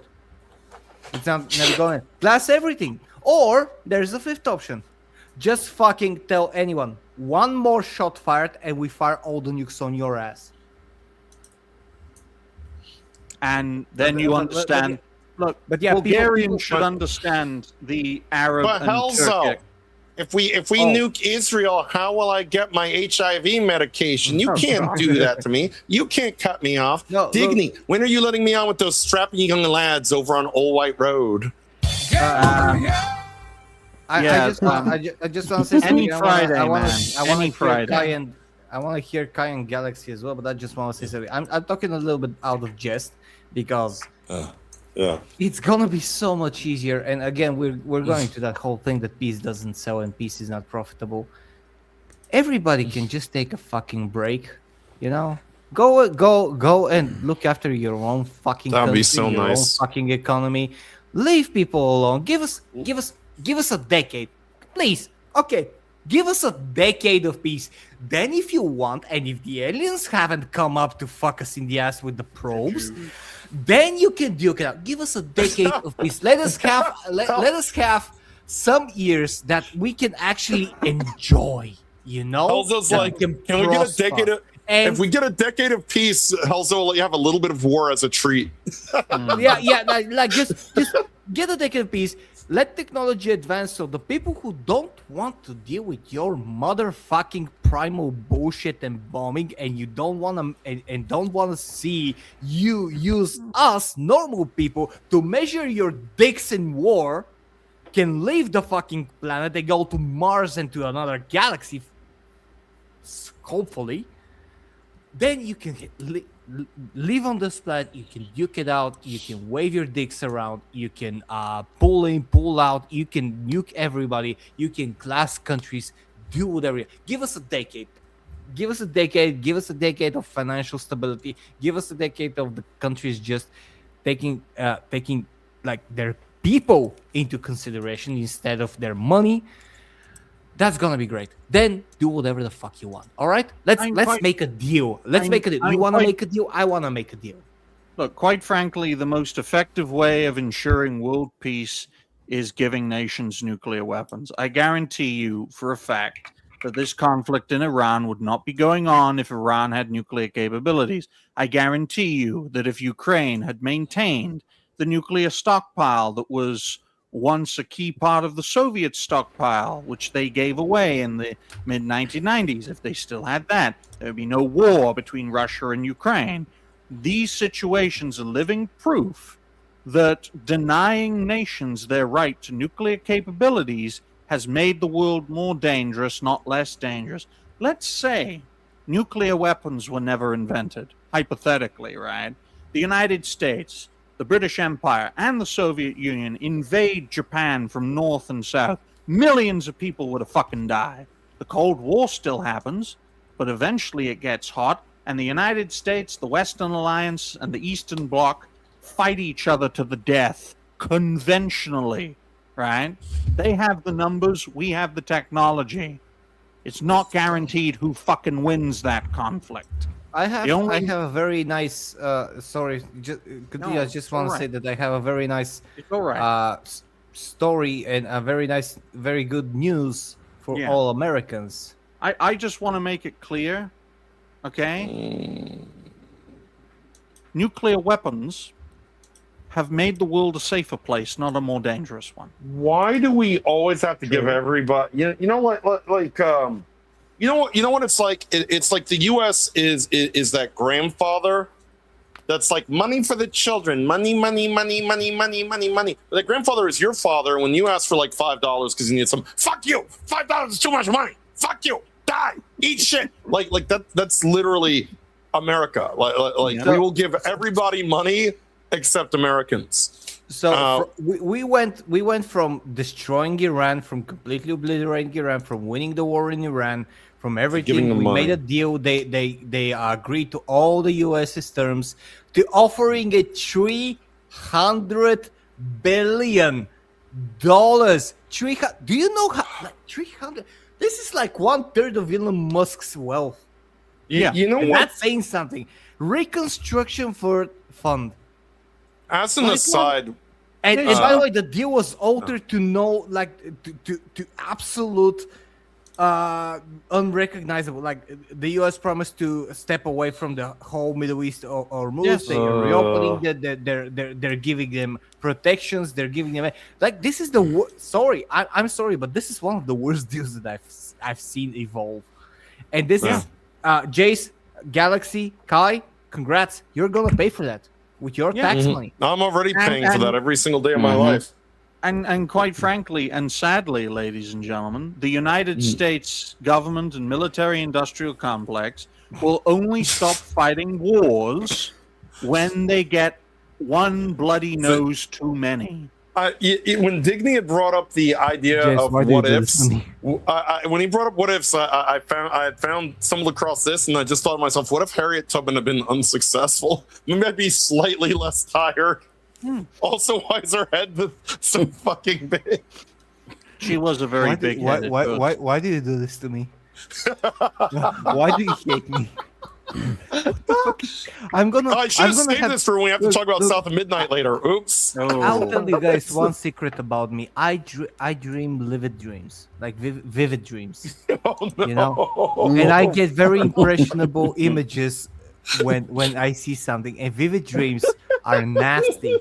They're very nasty. So thank you, guys. I'm going to bed in about an hour. Yes. Oh yeah. Combine it with that. Thank you very much. Oh, man. If I don't wake up in a mental asylum tomorrow, that's gonna be great. To be fair, if Harriet Tubman had been unsuccessful, I wouldn't have new sunglasses like these. They're whopping $10. Yeah. Oh look, it's Jayception. I'm watching myself. You can see myself in the sunglasses. All right. Is that what I mean by black people need to see themselves? Yep. Yep. Amen. Look, Amen. okay, you know what? Look, you already wear them. You're kind of a celebrity. So start the eBay bid. Unfortunately, I'm a celebrity that's a corner celebrity in the Hollywood Squares. Oh. Well, at least you're not bordering. Up, so I mean, I would be if I were on another platform other than Rumble and made that my home platform. Then Rumble would offer me a contract for being on Kick or Twitch, and then be referred to as one of my platforms, like they were by a Mexican woman earlier. you know, I don't think you just do a social experiment and do a Rumble show like with all the bells and whistles and all the words that we can use here, but you do it on YouTube and just measure how long it's gonna take them to cancel you. Maybe we could get Digny's mentor back on that. Oh, He's no. hanging out over there on Rumble. He's spending a lot of time over on Rumble. You can do that, yeah, as well. The great thing about fucking nuts. We were talking about like global destruction, nukes, and everything. we hour are. and a half. At this point, who the fuck cares? Well, we need to point out though, right? And it's very important that we recognize this historically and in terms of today, right? Only one nation and one people have ever used weapons so powerful enough to vaporize an entire city, right? No Muslim nation, no Islamic terrorists, no terrorists of any kind have used nuclear weapons. Only one nation, the United States of America, has used nuclear weapons. Only one people have annihilated entire population, men, women, children, civilian, military, and that's Americans, right? So from a foreign sensibility, whether it's a Soviet sensibility or an Iranian or a Chinese or a North Korean or even a British sensibility, I will not be lectured on nuclear proliferation from a nation and a people who use nuclear weapons in a conflict to utterly annihilate nearly 250,000 people. I will not. So I want to show you guys this. Most residential garage door openers use 350 to 600 running watts during normal operation. So I go, does that every time I open or close the door? And by I mean my mother, who just opened it like 4 times. Do you see why I'm tired? Do you see why I'm tired? Well, what's the context for this? Opening a door? Garage door. Garage door. Automatic garage door. I cannot. She refuses to go in or out of the house on a normal way. She likes to open and close the garage door. Now, she's not, you've seen her, she's not fat. She just gets a kick out of playing with the remote. For fuck's sake. like a toddler. This is my life, guys. I kind of am welcoming the nuke at this point. You realize, by the way, I never open or close that door. Like, if she was not here, that door maybe gets open or closed like once in like a Pull 3-week out the period. remote batteries. How would your standard of living be I mean, without? I can't stop Look, laughing. with her, it's like living in a shed in Guam. Without her, I might actually be like thriving in life. I want to ask, do you want some more positive news, by the way? Yes, I want it right now. I want to talk about Jason's mother for the rest of the show. Okay, courtesy Oh, courtesy of CTO Robotics Media, No! ladies and gentlemen. Courtesy of them. Quote, researchers at Columbia University have developed modular robots that can adapt, repair, and I just even saw that, by the rebuild way. themselves using a concept called fucker right in the pussy. I mean, robot metabolism. There we go. Instead of remaining fixed, right, these robots can detach, reconnect, and reorganize their own structure based on the task, or environment. So they're already superior to about 60% of humans. Yep. Of which their skin color I will not point out. To continue the quote, if one part is damaged, the system can replace or rearrange itself rather than stopping completely. This could reshape the future of disaster response, industrial automation, space exploration, and military robotic hardware for the purpose of eliminating human beings. Wait, Now, I've idea seen this somewhere. you have Yeah, I the idea just got that. the idea of robots that evolve instead of wear out is becoming more than science fiction. What real-world application do you think will benefit most from this technology? The answer is war. Warfare. Oh, Going no. to war. Check it out. Check it out. Oh no, they're like worms. Attack of the giant penises. Oh what? That's what they look like, folks. They are essentially a coalition of penises. Or peni. No. So A bunch... exists, A, and a bunch of white dicks are working together. and by the way, I asked the question, but I think none of you has watched Stargate. And one of the things in Stargate as the great enemy is called the Replicator, which is basically a bunch of nanobots that can construct themselves. They can reconstruct, and they eat everything, and whatever they consume, they can make more of them, and they can reconstruct, and they can rebuild themselves rapidly. This is the alpha version of that technology, because the next thing, because I don't know if you have seen, we do have a robot drill that has a miniature 3D printer inside of it, and when it digs, it consumes the material and can actually replicate itself, or it can use a reservoir to elongate it or repair or even expand itself. So combine these two and we get utopia. That's amazing. I'm like, we're truly in the episode 40, because I'm currently on the mindset, just do it. Just whatever say. What Jay said. I'm looking forward for that fucking nuke. Look, it's basically Transformers the movie. I don't know if you guys remember the '86 Transformers movie, the Junkyons. They are made of literal garbage, and when you remove a limb or you knock off a head, they just get up, pick up some more garbage, and turn it into a new arm. They're essentially, they're effectively indestructible. All right, these guys took Ultra Magnus, who was in pieces, and just put his ass back together, and they're like, "Yeah, we know how to do that." And it's like, I'm watching this movie as a 6-year-old. I'm like, okay, you did it for Ultra Magnus. Why the fuck don't you do it for Optimus Prime? You fucks. Well, no. What you have to understand. Well, his body wasn't there. Yeah, that's true. This Also, his part disintegrated. This is the inspiration for reality based, because it doesn't matter how many people come and go. It doesn't matter how many shows rise and fall. It doesn't matter how many people fade away. We will always find a way to keep on going and keep on growing. I always admire that concept, folks, because it will keep happening. It will keep improving, Well, right? That's what happens when you use the N-word on Martin Luther King Drive also. Right? You have got to develop. And that is why we always like to bring more and more people into the fold, and we are very welcoming of folks within the wider network. And I am very grateful that we are where we are today. And if you cross me, I'll turn you green. Right? Let's do it. I don't know why he does that. Exactly. That's the It's point. I trying could to just get you out of the Matrix. You have transgressed against God of War Lafe too much. yeah. Oh no. No. Kai's sword ribbon kind of looks like the sword ribbon from Oh fuck God yes! of War. Oh Lafe. no! Oh, no. Yeah. Hey, I had this no. before it turned into that gay It's shit. not voiced by an ugly fat woman though. So That is No. true.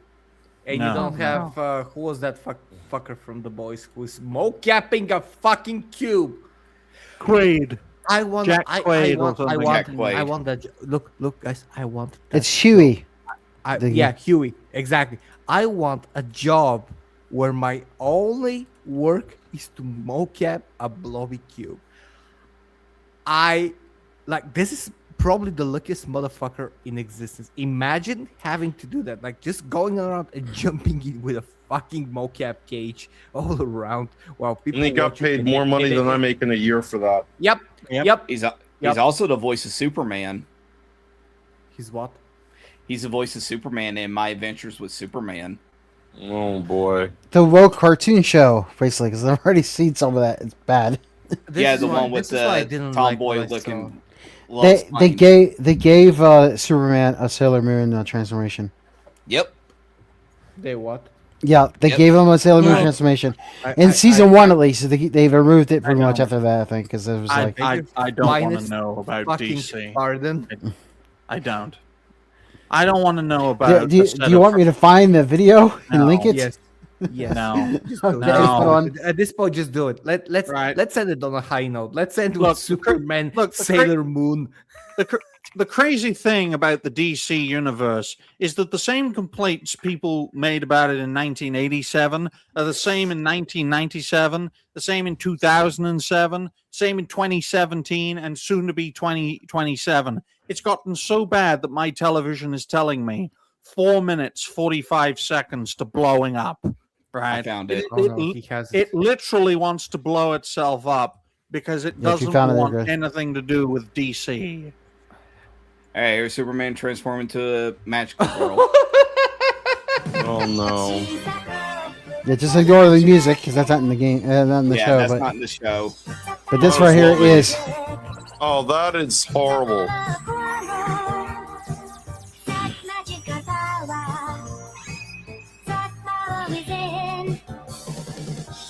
Ching chong, ching ching chong, ding Yeah, there you dong, go. a ching chong. Are you fucking?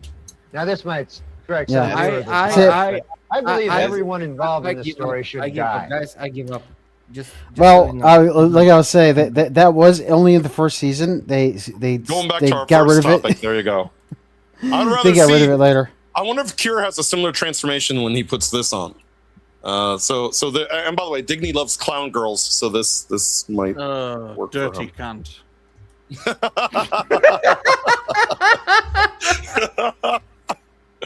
Where's the 19-year-old you promised me? It's under the dress. It's under the dress. Goodness Oh, me, man. he is a tit. But it's not going to go through, folks, right? Mm. Quite frankly, it's easy to be down in the dumps about all these things, but I can assure you, right here, right now, that if people like us were in charge of the world, Iran wouldn't exist anymore. I just press the button. Just press the button. We win. They'll like us when we win. My favorite line from the West Wing, folks, when they talk about the dangers of Islamic terrorism and fighting Arabs overseas, is like, they'll like us when we win, which is another way of saying you will submit to the might of the American empire or every single one of you will die. Right? So it's fine for us in the West to have that sensibility. But if when the Soviets had that sensibility, or the Chinese or the North Koreans, then we have a problem with it because we're not Soviet or Chinese or North Korean. We have to, and I think this is what we should do, and we should teach future generations this as well.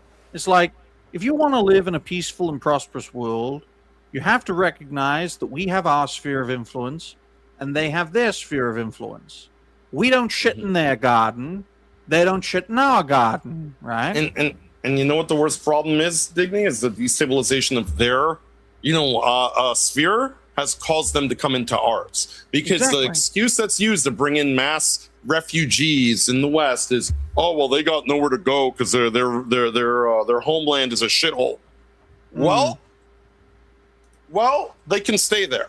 They can stay there and rebuild. Yeah. Why do we have to be on the hook for them? Or they can learn to live by the West's ways.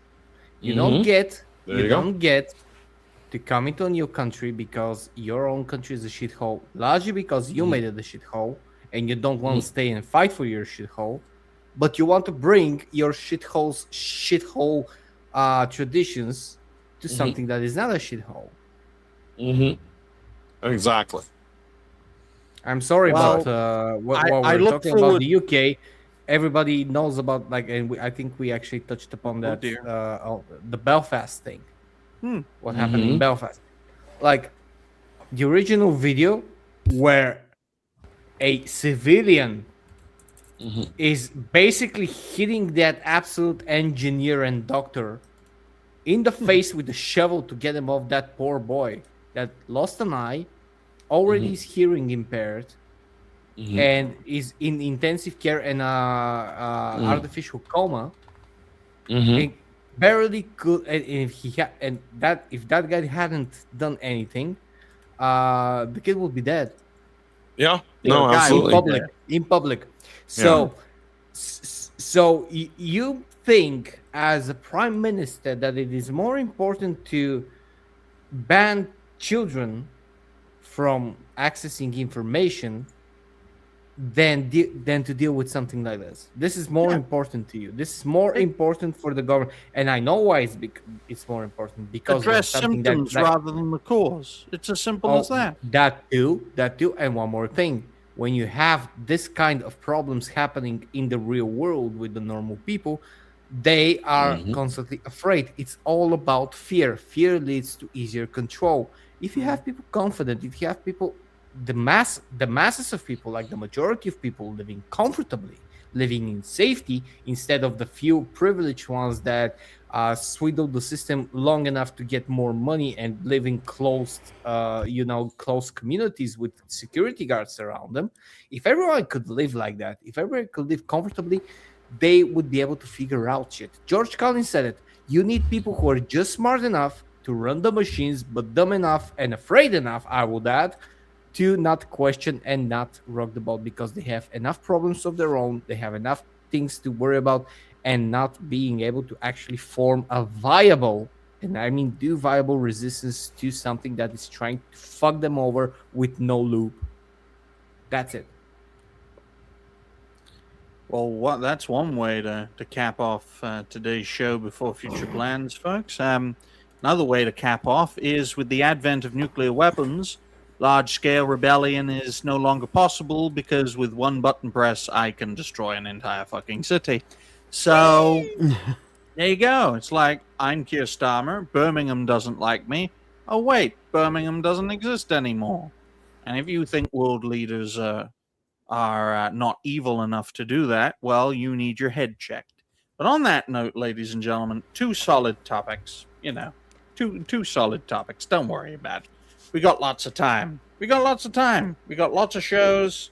We got lots of things planned. We got a Wednesday show planned that's going to be on the new Rumble Studios, so that folks like Galaxy and Kai, if they want, can be on and show their nice, pretty little images, moving images things, which are very nice, and we appreciate. Look, I'm trying to be nice. All right, it's not easy. It's not easy being nice to people you like. It's even harder trying to be nice to people you don't like. Okay? So we're going to try that. It's going to be a panel of 9. Everyone's welcome to be on. We're going to try and fill up the panel. If people want to be on, meet other people, then that's great. We're just trying out something new. And if it works, great. If it doesn't work, fuck it. Fuck it. Right? Simple. But we appreciate everyone who's been on today. Of course, I gave you a hint of my future plans, but I'm just going to write that down for an hour, 50 something. And look, we'll talk about Square Enix, we'll talk about Nvidia, we'll talk about South of Midnight sometime in the future. It's not going anywhere, folks. These topics, by definition, do not go anywhere because they're here. They don't run away like you know what? I'm not going to finish that sentence. 1 hour. I can finish that sentence for you. Oh, damn. But not on YouTube. Sorry, Helzo. Right. You talk about running away. You talk about running away. Well, They run away like Tubmans, ladies. and You know, gentlemen. this is the kind of shit. This is the kind of shit you see on the 1970s psychedelic rock band after Woodstock, when someone just took the one wrong dose of LSD. that is not Harriet Tubman. That is the dude who gave Freddie Mercury HIV. Yep. Why does that picture look like a black Willem Dafoe with a? Yeah, it does. You know, I'm something of a Harriet Tubman myself. Damn. William the Black. Oh my god. Well, speaking of blacks, let's move on to the future, folks, which is going to be dominated by black people. Elzo, future plans. Well, we had a great show today. I'm actually very happy that we had a 40th show with 2 topics, because we actually had more topics. We actually had some pop culture topics, but it's great to reach 40, because at 40, I'm told, I'm still not there, I'm told that you finally realize the full extent of what's going on in the world. And I'm happy that we did that today, because we need to sometimes just take a look at the real world in the face, spit on it, and kick it down however we can before it gets up and destroys, or in your case, Digny, nuke us. My future plans are to survive this week. We'll make as many videos as possible. I don't know if I'll be streaming during the week, or I will be moving to my older schedule, which was just streaming on the weekends for 3 or 4 hours.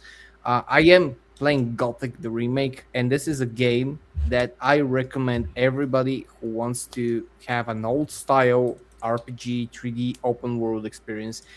It's an amazing game. The original was an amazing game. This one has expanded in the positive ways at all.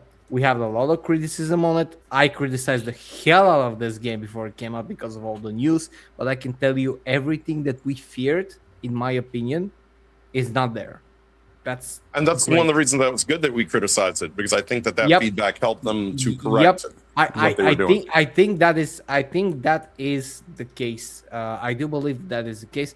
So it's good, and it makes what we do, the way that we conduct our business, the way that we do our shows, our videos, our streams, and talk about the things we talk about, that something is making a dent, and at least on a level, people and companies are listening, which does make this fight worth it, in my opinion. Because if we can make one thing go for a better thing that actually will cater to us, the paying customers, then we can make everything like that, and we can bring about a better escapism, because that's all we have left. The real world, if you have watched the entire show, is complete bonkers. So we do need at least our escapism to be proper while the nukes are dropping. Thankfully, we have 2 very, very capable people here, Kai and Galaxy. They're very capable, they're very professional, and as a result of their capability and professionalism, we do not let them speak on this crazy show. We just don't. Because they're too good for us, right? They're too great. We have to protect their greatness. And that's why it's their time for future plans. Kai. Future plans. I was going to be streaming the Echoes of Aincrad tonight, but I'll just move that to tomorrow night. For whatever reason, just got extremely tired and going to take a nap before I have to do some recording stuff later today. But all the talk of war got him. it's all so exhausting. But just 2 hours of you're gonna die, you're gonna die, you're gonna die. No, you're gonna die. You're Pretty gonna much. die. Everybody's gonna die. And Like an Oprah Winfrey show. But I will say on Wednesday, we'll be doing a exclusive Rumble stream for a D&D campaign, and the only reason it's going to be exclusively on Rumble is because this one has music associated with it that may or may not be copyrighted, and yeah, Rumble doesn't care about that bullshit. So yeah, fuck you, YouTube and Twitch. Well, they do. They just don't enforce it. Which is why I was able to play, Homelander's theme and creep everyone the fuck out while doing it. Well, thank you for that, Kai. Hopefully your show tomorrow goes well, and hopefully you'll be here next Monday where we'll tell you for 2 hours straight you're gonna die. You're gonna die. Excellent. How about you, Galaxy? You got any future plans? Yep. Tonight and tomorrow night, probably we're gonna be playing more Lego Batman. We're near the end of the game, so yeah, I already completed the story and everything. I'm just going around doing collectibles and stuff. So just like I did last week, because the map is pretty large, so it's gonna take a while to get everything done. But I should get most of it done, most of the rest of the stuff collectibles done tonight, and then we'll get everything else done tomorrow, probably. And Wednesday, I guess I'll be on your show again. On Ryan's show, not Digny's show, but yeah. But anyway, yeah, it's and then that night I'll be on playing some Metroid Dread again.